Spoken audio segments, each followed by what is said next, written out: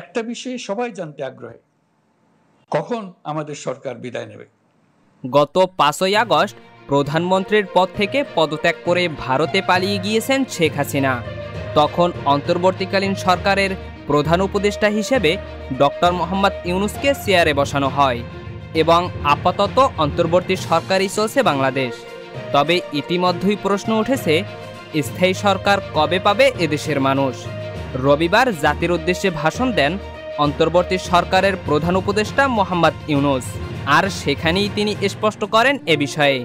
এদিন ইউনূস বলেন, বাংলাদেশের ছাত্র জনতা যেদিন চাইবেন সেদিনই বিদায় নেবে বর্তমান অন্তর্বর্তী সরকার।